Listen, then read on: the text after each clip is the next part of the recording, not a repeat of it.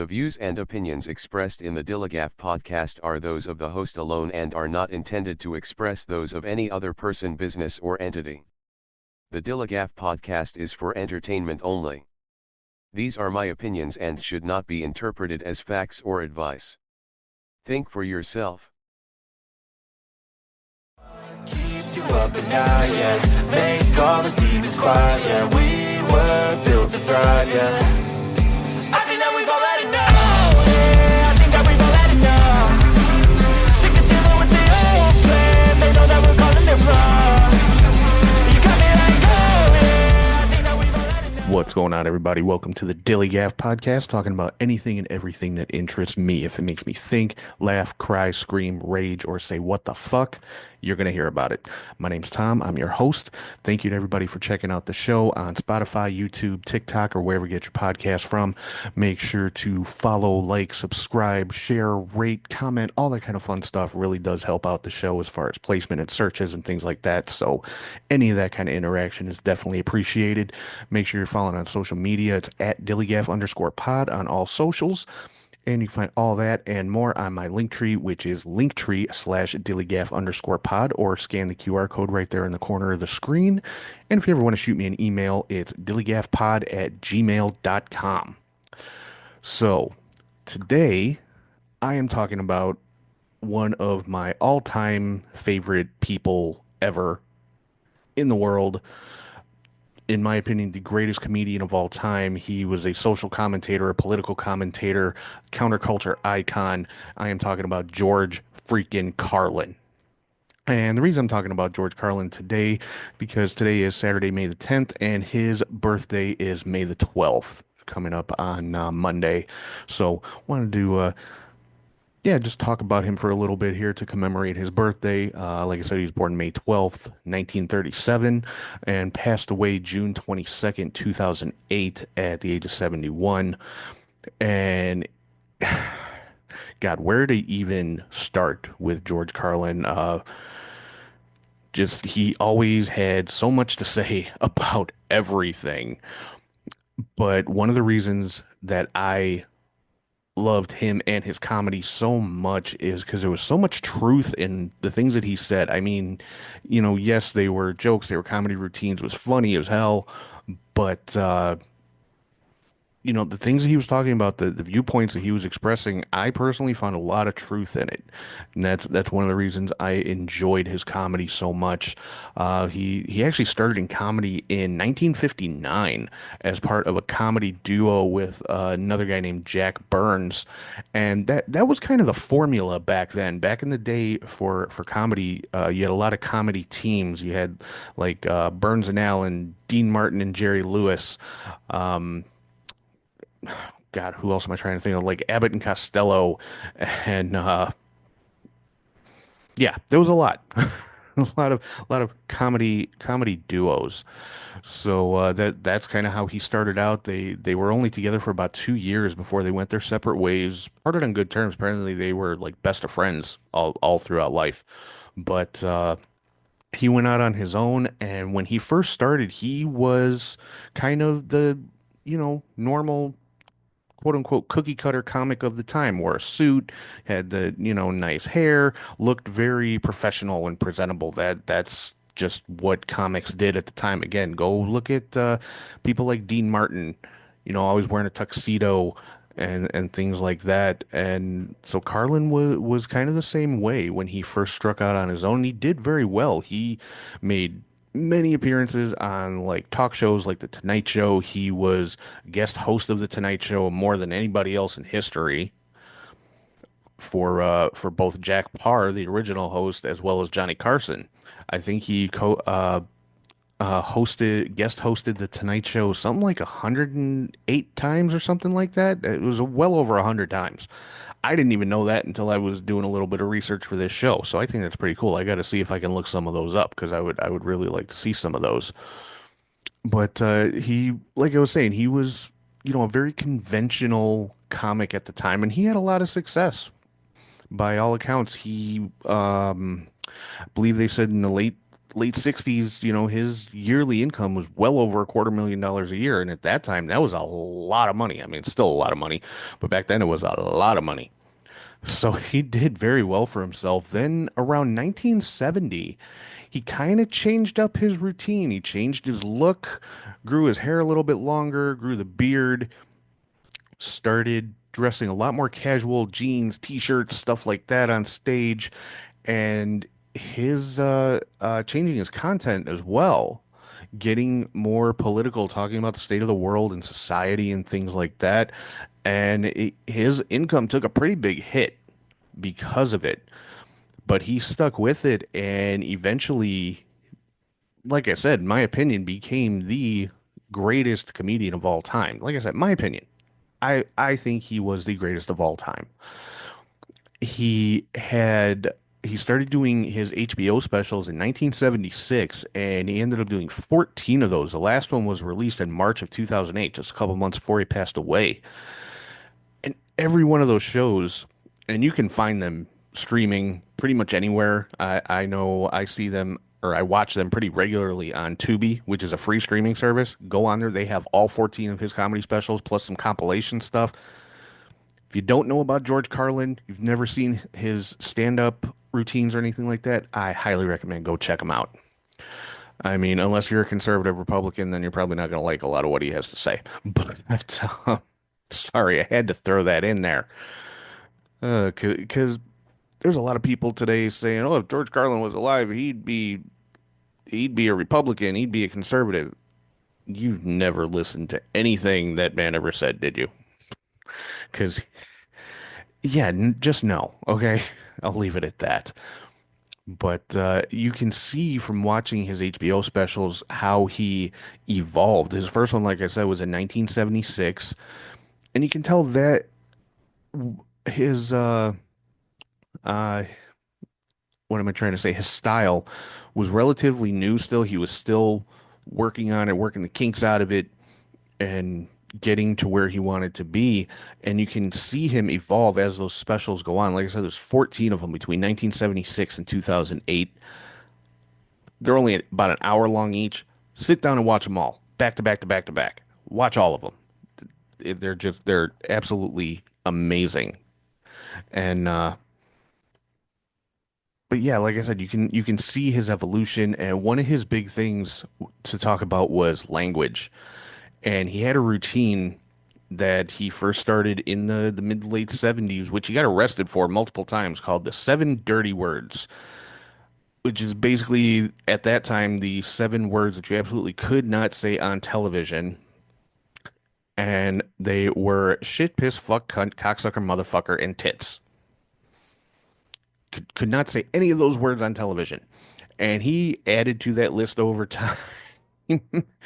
But that routine got him arrested multiple times for obscenity, and that was kind of his thing for a while, was fighting against obscenity laws because he felt that they went against freedom of speech.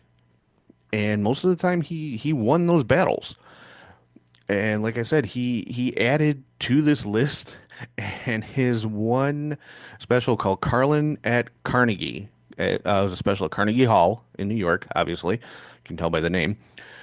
He pulled out a scroll. I'm talking an old-fashioned scroll that had to be about 10 to 15 feet long of just dirty words or phrases.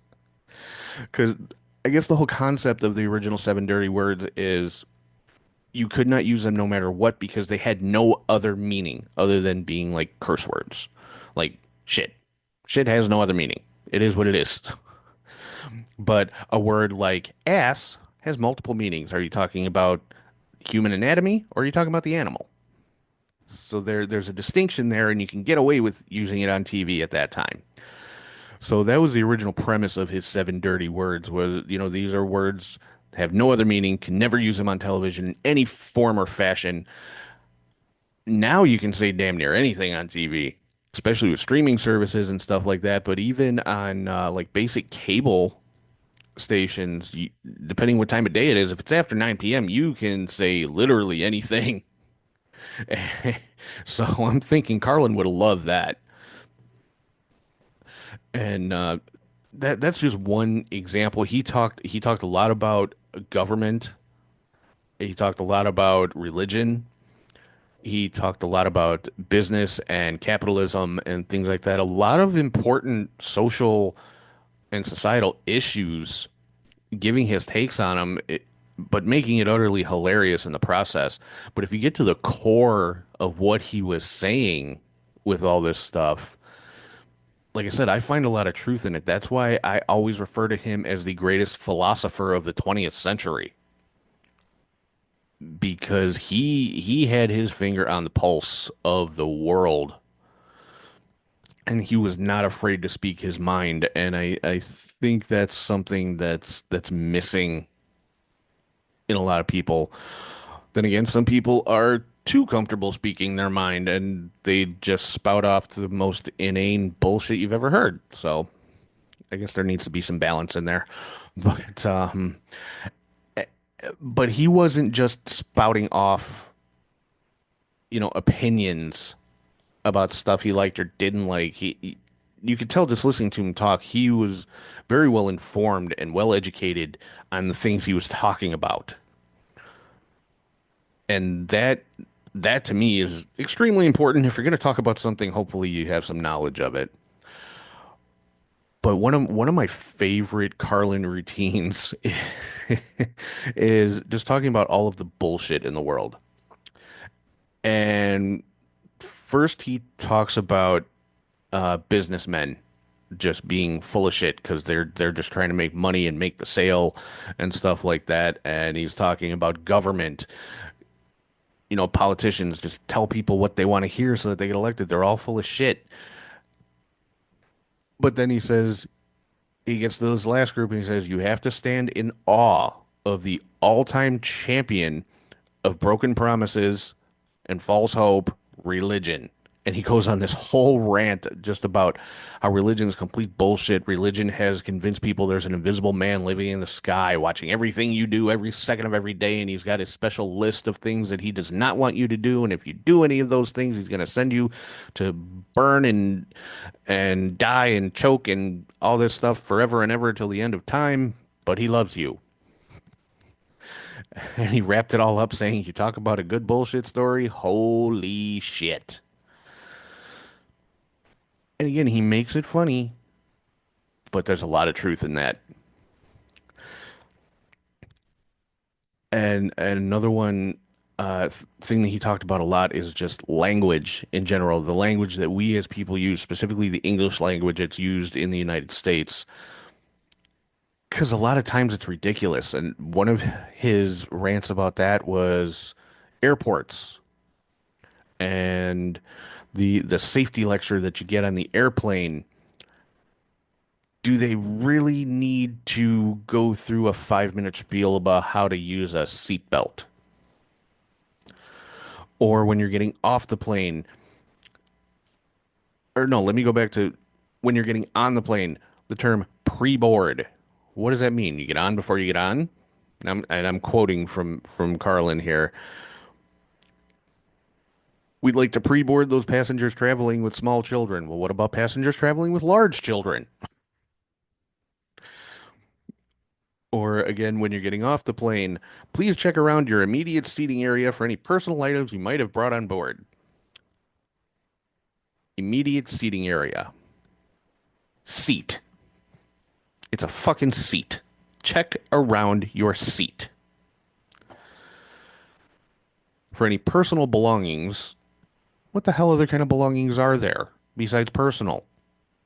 Public belongings? Do they think I'm traveling in the fountain I stole from the park? Again, I'm quoting Carlin here. This is not my original material. All credit to George Carlin. You might have brought on board. Well, I might have brought my Arrowhead collection. I didn't, so I'm not going to look for it. I'm going to look for things I brought on board. Would seem to increase the likelihood of me finding something. Then they tell you, please continue to, this is back when you were allowed to smoke on planes, please continue to observe the no smoking sign until you're well inside the terminal. It's physically impossible to see the no smoking sign even if you're standing just outside the door of the airplane, let alone when you're well inside the terminal. So things like that, just the ridiculousness of the language that we use. And he's a comedian, but he makes you think. He makes you laugh, but he makes you think at the same time. And that was my absolute favorite thing about him. I looked forward to every time a new special was coming out on HBO. I had to make sure that I was there to watch it live, not a replay or anything, live the first time it aired. And I was pretty much all of them. I mean, I discovered George Carlin in, I want to say it was 1986 with his, and I was like 9 years old. I should not have been watching George Carlin at the time, but it was the 80s. So, but yeah, I think it was like 1986. The special he put out that year was called Playing with Your Head. Had a little skit at the beginning that was supposed to be like an old-fashioned neo-noir detective type thing. It was actually pretty cool. But that after seeing that one, I was hooked. I mean, as a 9 year old, I just thought it was funny because he said a lot of curse words. And as I grew and continued watching these things and paying attention and knowing what he was talking about, it became very clear to me like this guy is, he's informed, he's educated, he's yes, he's being funny, but he's also spitting a lot of truth, a whole lot of truth. That's something that's a continuing theme with this episode. I'm going to say a lot about that. But I mean, religion, politics, language, rights, society in general. One routine he had talked about women's rights, something very relevant today. Talking about, and this again was at a time when abortion was a big thing. But basically saying when all these politicians and religious leaders have their first periods and first labor pains and raise a child on welfare and this and that, then I'd be happy to hear what they have to say about abortion. But until then, shut the fuck up, was the basic gist of what he said. I wholeheartedly agree with that sentiment. And but besides just the stand-up comedy specials on HBO. Another, he did appear in quite a few movies.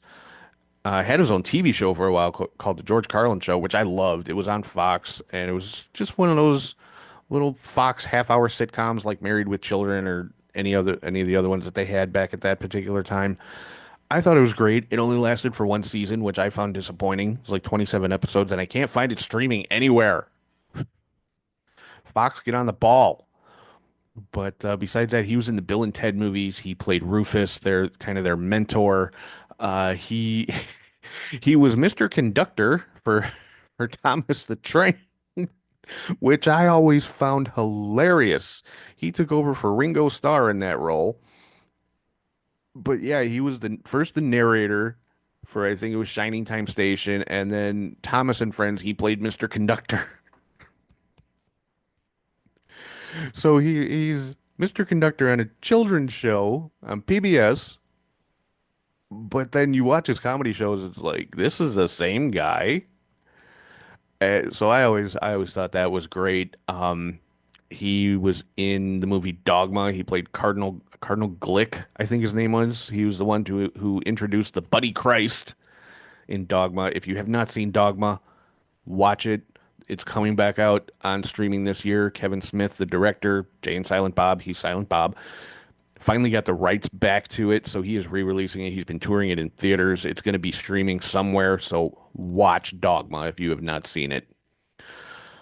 But yes, he played played a Roman Catholic cardinal in Dogma, and if you watch any of his comedy specials, you know why that is fucking hilarious in and of itself.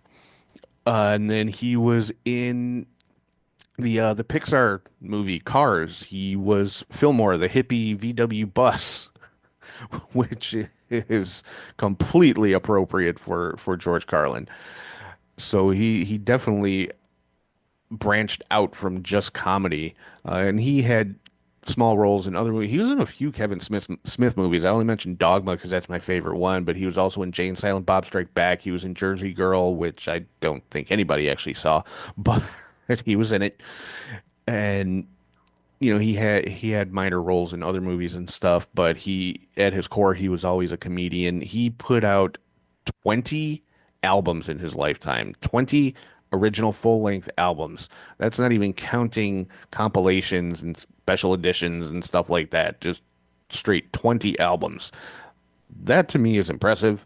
He also wrote 6 books, all of which were like bestsellers. And yeah, he could just do pretty much anything. I mean, he won Grammys. I think his comedy specials won Emmys. So George Carlin's a freaking goat.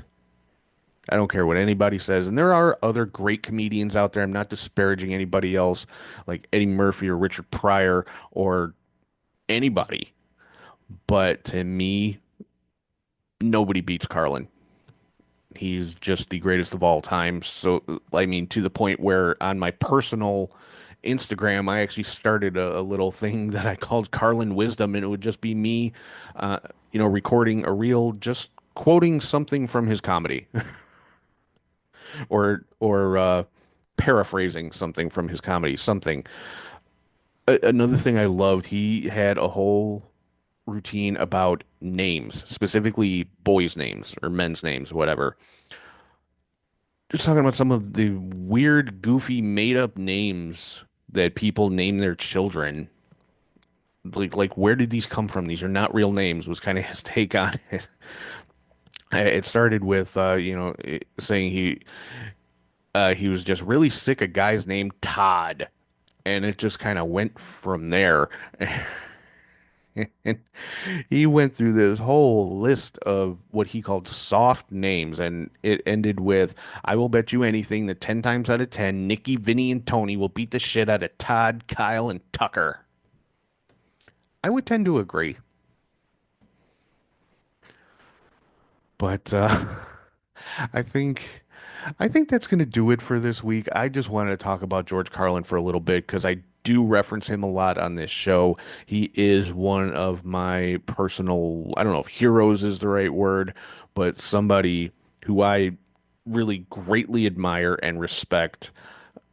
I wish I could have gotten the chance to meet him at some point before he passed away, but I never knew of any appearances he did that were local to me. I mean, I live in Chicago. I'm sure he came through Chicago on his comedy tours at some point, probably frequently because it's Chicago.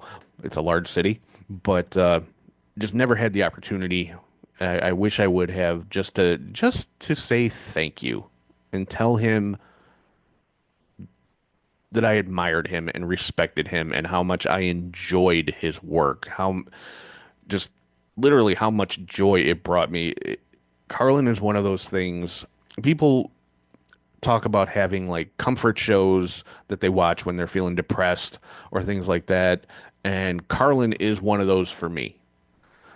If I'm having a bad day, my depression's kicking my ass or my anxiety's up or just stressed out and just need to chill and relax and there are certain things that I will put on the TV, either Star Wars, Star Trek, or George Carlin.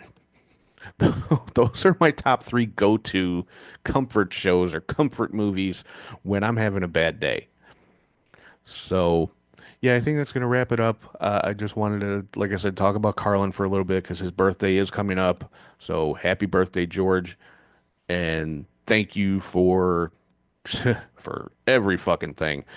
And again, if you haven't seen any of his comedy, all of his HBO specials are on Tubi. That's Tubi. It's a free app. You don't even have to sign up. Don't have to enter an email. Just go to the app and start watching shit. And all 14 of his HBO specials are on there.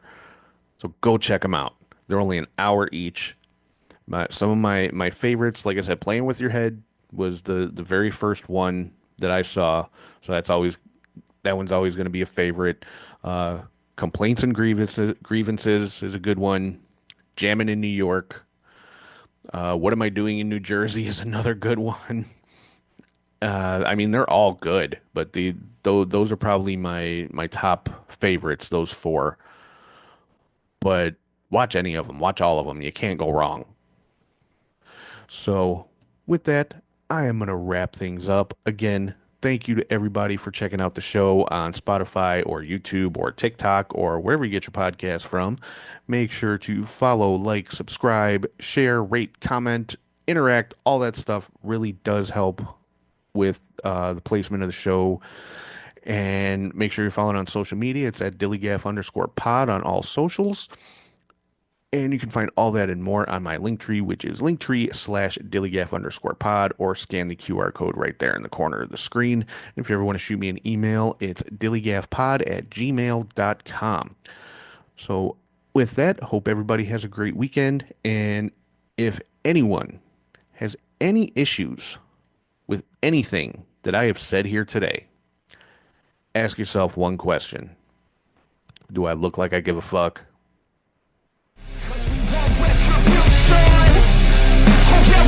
Retribution! Oh yeah, we want retribution!